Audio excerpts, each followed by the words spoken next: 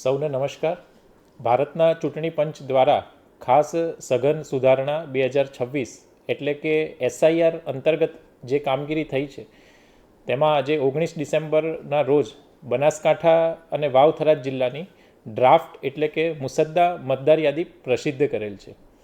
જે મુજબ બનાસકાંઠા અને વાવ થરાદ જિલ્લાની વાત કરીએ તો કુલ મતદારોની સંખ્યા 26,24,952 હતી, જેમાંથી ઈએફ ફોર્મ એટલે ગણતરી ફોર્મ 24,05,325 પરત આવેલા છે.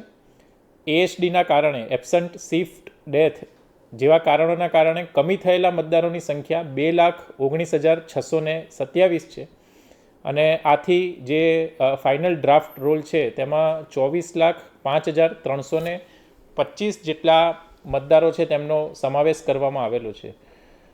માન્ય રાજકીય પક્ષ Bharatiya Janata party, Indian National Congress, આમ આદમી પાર્ટી તથા બીએસપીને આ ડ્રાફ્ટ મતદાર યાદીની હાર્ડ કોપી તેમજ સોફ્ટ કોપી પણ સુપ્રત કરવામાં આવેલી છે. આ ઉપરાંત આપના બૂથના દરેક બીએલઓ શ્રીને પણ ફોટોવાળી મતદાર યાદીની એક નકલ અત્રેની કચેરીથી આપવામાં આવેલ છે. આ જે પ્રસિદ્ધ થયેલી ડ્રાફ્ટ મતદાર યાદી અંતર્ગત હક દાવા અને વાંધા અરજી તારીખ 19 ડિસેમ્બર 2025થી 18 જાન્યુઆરી 2026 સુધીના સમયગાળામાં સંબંધિત ઈઆરઓને રજૂ કરી શકાશે. ત્યારબાદ નોટિસ અને સુનાવણીનો તબક્કો આવશે.